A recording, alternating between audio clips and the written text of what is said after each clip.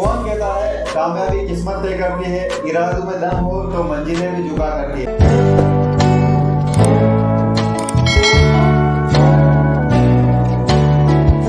नमस्कार दोस्तों, हमारे YouTube चैनल पर आपका हार्दिक स्वागत है। आज की वीडियो में हमारे साथ है मोहन जी मीणा, जिनका अभी पटवारी में फाइनल सिलेक्शन हुआ है। तो मोहन जी, सबसे पहले आपको बहुत बहुत बधाई पटवारी बनने के लिए। आपको भी धन्यवाद सर। तो मोहन जी, सबसे पहले आप दर्शकों को ये बताइए कि जो आपका फैमिली बैकग्राउंड है वो किस प्रकार का रहा है। अपने फैमिली बैकग्राउंड के बारे में जरा बताइए। प्रतापगढ़ जिले का हूँ और मैं ग्रामीण क्षेत्र से हूँ। मेरे मम्मी पापा खेती करते हैं और खेती में सब्जी वब्जी भी करते हैं। तो मेरे मम्मी आसपास के गांव में के बेचने भी जाते हैं और पापा घर पे रहते हैं तो खेती करते हैं जो में। तो जैसा कि मोहन जी ने बताया, ये किसान परिवार से हैं और माताजी जो इनके खेत पर सब्जी होती है उसको बेचने भी जाया करते हैं।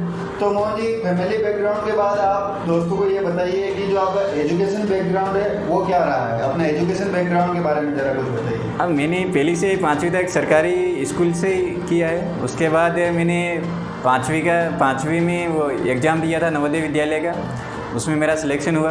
और 6ठी से 12वीं तक मैंने जवाहर नवोदय विद्यालय चित्तौड़गढ़ से स्कूलिंग की है। उसके बाद BA मैंने MLSU उदयपुर से किया ग्रेजुएशन। उसके बाद मैंने BA के जस्ट बाद B.Ed किया था, जो MLSU उदयपुर से किया। और उसके बाद जो साथ में इन B.Ed के साथ में मैंने कंपटीशन एग्ज़ाम की तैयारी की थी। जो B.Ed था तो मैंने रीट की तैयारी पे फोकस किया था। उसके बाद टाइम मिला तो मैंने GGTU से MA अभी रनिंग भी चल रही है मेरे। जैसा कि मोहन जी ने बताया, इन्होंने 12वीं तक नवोदय से पढ़ाई की है, नवोदय के स्टूडेंट रहे हैं। उसके बाद BA MLSU उदयपुर से इन्होंने की है और फिर B.Ed की है इन्होंने और अभी वर्तमान में ये MA कर रहे हैं। तो मोहन जी, जो आपने नवोदय से पढ़ाई की है, तो नवोदय के अनुभव, आप नवोदय के बारे में कुछ अपने अनुभव शेयर करना चाहेंगे? कि नवोदय यूँ मानता हूँ मेरी लाइफ का एक टर्निंग पॉइंट था। वहाँ पे शिक्षा का स्तर बहुत अच्छा था और जो वहाँ पे मेन टारगेट यूँ है कि भाई बच्चों का सर्वांगीण विकास हो, मतलब शारीरिक और सामाजिक आर्थिक जो भी हो, मतलब सभी तरह से विकास किया जाए। इसलिए वहाँ की पढ़ाई और टीचरों की फैकल्टी भी बढ़िया मिलती है। वहाँ पे सुविधा, हर प्रकार की सुविधा अच्छी थी। इसलिए वहाँ पर जो मेरा कंपटीशन एग्ज़ाम है ये प्लस पॉइंट है, ये नवोदय की वजह से है कि मैं हर एग्ज़ाम में क्रैक कर पा रहा हूँ। क्योंकि वहाँ पे जो भी रहता है वो बेस एकदम क्लियर रहता है, इसलिए हमें आगे क्या परेशानी नहीं आती किसी भी मतलब ये कंसेप्ट समझने में। जैसा कि मोहन जी ने बताया है कि इनकी सफलताओं के पीछे नवोदय का कहीं ना कहीं जरूर हाथ रहा है। तो मोहन जी, आप दोस्तों को आप ये बताइए कि अभी तक आपने किस किस कंपटीशन एग्जाम की तैयारी की है और किस किस में आपने सफलताएं हासिल की है? तो मेरे एक्चुअली क्या, मैंने B.Ed किया था तो मैंने मेन फोकस तो रीट पे की कि रीट की तैयारी करूँ मैं। तो इसलिए मैं प्रतापगढ़ रूम लेके रहा और यहाँ पे रह के रीट की तैयारी की। उसके साथ मैंने SI का फॉर्म भी भरा था, SI का एग्ज़ाम भी दिया था। और SI के एग्ज़ाम के बाद पटवार का एग्ज़ाम था, पटवार भी दिया था। उसके बाद मैंने पर्सनली 1-1.5 महीने का टाइम जो मिला था, मैंने RS प्री के लिए तैयारी पे ध्यान दिया था।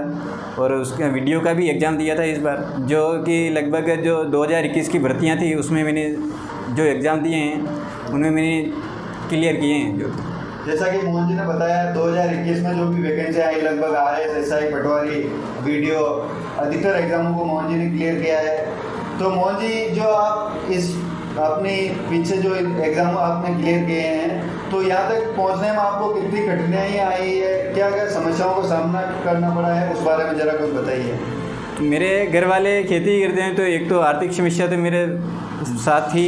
उसके बाद मैंने क्या कि 12वीं के बाद आर्ट्स की, तो आर्ट्स का थोड़ा हमारे इधर अलग लोगों की मानसिकता अलग बैठी रहती है कि ये आर्ट्स लिए तो साइंस लेनी चाहिए थी, नहीं ये अच्छा रहता है यूँ। तो एक आसपास लोगों के भी ताने सुनने पड़ते हैं कि भाई आर्ट्स लेके क्या करोगे, क्या नहीं करोगे। और उसके बाद मैंने BA किया, B.Ed किया। तो B.Ed वाले क्या, अभी वर्तमान B.Ed में ज़्यादातर लड़के, अधिकतर बेरोजगारों की संख्या है, इस वजह से कहते थे एक B.Ed करके क्या तीर मार लोगे यूँ। तो कुल मिला के यूँ है कि भाई लोगों आसपास के जो लोग रहते थे वो ताने मारते थे कि भाई क्या कर लोगे, क्या नहीं। तो मेरे मन में भी यही था कि एक बार क्या इन लोगों को जवाब देना है कि किस प्रकार से। इसलिए मैंने अपनी ईमानदारी से तैयारी की और जो परिणाम भी उनके सामने दिया है मैंने। क्यों जमीन पर बैठकर क्यों आसमान देखता है, पंखों को बोल जमाना सिर्फ उड़ान देखता है। तो जैसा कि मोहन जी ने बताया है कि लोग ताने मारते हैं, हाँ ये रियलिटी है, लोगों का काम है कहना, लोग तो कहेंगे, आप अपने मेहनत करिए और उनको अपनी सफलताएं हासिल करके उनको जवाब दीजिए, उनकी बातों को इग्नोर कीजिए। भगवान ने 2 कान दिए हैं, एक कान से सुनिए, दूसरे कान से निकालिए और अपनी मेहनत पर फोकस कीजिए और सफल होकर उन्हें दिखाइए कि भाई आज मैं किस मुकाम पर हूँ। तो मोहन जी ने भी काफ़ी सारे संघर्ष के बाद सफलताएं हासिल कर ली है, तो आज उन लोगों के मुंह पे कहीं ना कहीं मोहन जी ने तमाचा मार ही दिया है जो ताने मारा करते थे। तो मोहन जी, आप इन सफलताओं का श्रेय किसे देना चाहेंगे? सबसे पहले तो इन सफलताओं का श्रेय मेरे घर वालों को दूंगा, क्योंकि वो खेती भी करते थे, तो भी मेरे जो भी आर्थिक समस्या आती थी तो भी उन्होंने समाधान किया है, जिस जहाँ पे भी रुपए लगे दिए हैं। उसके बाद जो गुरुजनगण थे हमारे नवोदय के या पहली से 5वीं तक या BA या B.Ed, उन गुरुजनों को देना चाहूँगा। उसके बाद दोस्त आते हैं कि दोस्तों ने भी मेरे को अच्छे संगति में रहे, हम दोस्तों भी अच्छे थे हमारे।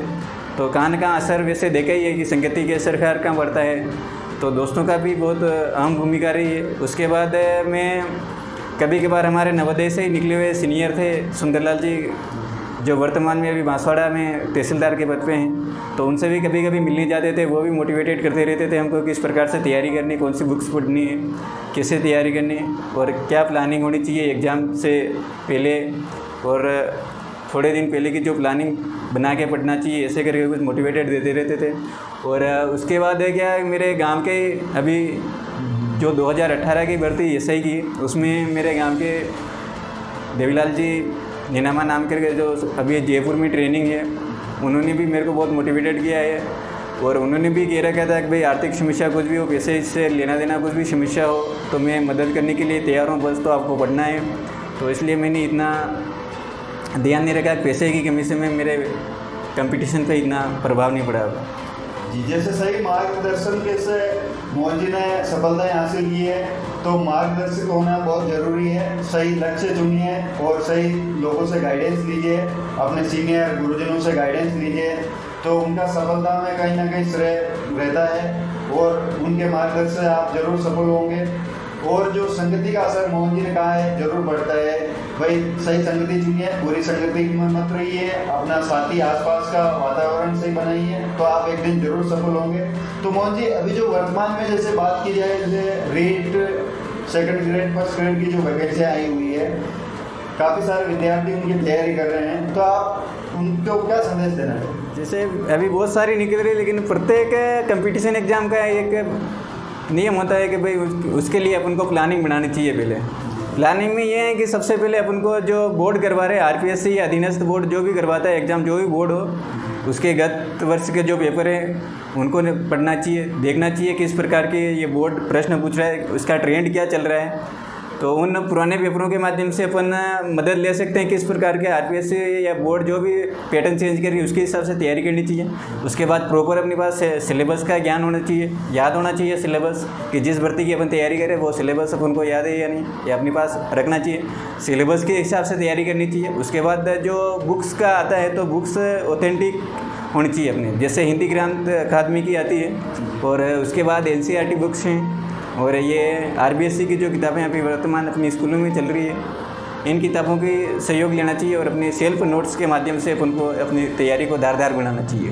जी, जैसा कि मोहन जी ने बताया, सही रणनीति सही सिलेबस से आपको तैयारी करना चाहिए, अपने सिलेबस उठाना सबसे पहले और सिलेबस के अनुसार ही आपको तैयारी करनी चाहिए। सिलेक्टेड मटेरियल रखना चाहिए, एक्स्ट्रा ज़्यादा मटेरियल से पढ़ने का कोई मतलब नहीं है, ऑथेंटिक मटेरियल रखो और उसी की तैयारी करो। तो मोहन जी, अभी आप पटवारी में फाइनल सिलेक्शन हो गए, जी, कुछ दिन बाद आपको ज्वाइनिंग मिल जाएगी और आपकी ट्रेनिंग शुरू हो जाएगी। जी सर। तो आपका कैसा महसूस हो रहा है पटवारी बनकर? अभी तो मेरे को बढ़िया ही फील हो रहा है, क्योंकि फील तो होना स्वाभाविक बात है, क्योंकि मेरा एक सरकारी नौकरी जो मिली है मेरे को, और मेरे घर वालों का भी सपना था कि एक बार सरकारी नौकरी इसको मिल जाए, ताकि वो भी आराम से मतलब इतनी परेशानी भी नहीं रहे और कामकाज से जो छुटकारा है, फालतू आगे किसी दूसरे को परेशानी नहीं है। इसलिए अभी तो मेरे को बहुत बढ़िया ही फील हो रहा है। तो मोहन जी, गवर्नमेंट नौकरी लगने के बाद आर्थिक रूप से सक्षम हो गए हैं और ये आत्मनिर्भर हो गए हैं, किसी भी प्रकार से अब दूसरों के ऊपर इन्हें निर्भर नहीं रहना पड़ेगा। तो मोहन जी, अब आगे आपका जीवन में क्या टारगेट है? अब इसके बाद आप क्या करना चाहोगे आगे? वर्तमान में तो मैंने जो RS मेंस का भी दे रखा है, उसका अभी रिजल्ट आया नहीं, इसलिए वेट कर रहा हूँ क्या होता है रिजल्ट। पे निर्भर करेगा। तो वर्तमान में मैं सेकंड ग्रेड की तैयारी कर रहा हूँ, जो अभी वर्तमान में निकली हुई। उसके बाद मैंने मेन फोकस जो है आरएस का है कि एक बार आरएस अधिकारी के रूप में मेरे को बनना है। तो इसलिए अभी मैं थोड़ी बहुत उनकी भी तैयारी कर रहा हूँ कि कुल मिला के यूँ है कि भाई आगे अपनी जो भी भर्ती आएगी उसमें आरएस मेंस तो मतलब ये अधिकारी बन के मेरे को समाज में वो दिखाना है और सहयोग कर पाऊँ समाज का। तो मोहन जी आरएस अधिकारी बनना चाहते हैं, इनका सपना आरएस अधिकारी बनना है और समाज की सेवा करना है। तो मोहन जी आपको एक बार और हमारी ओर से बहुत बहुत बधाई और आपको उज्जवल भविष्य की हम कामना करते हैं कि आप बहुत जल्दी एक अच्छे आरएस अधिकारी के रूप में समाज की सेवा करें। तो धन्यवाद दोस्तों, वीडियो अच्छा लगा लाइक शेयर करना, धन्यवाद।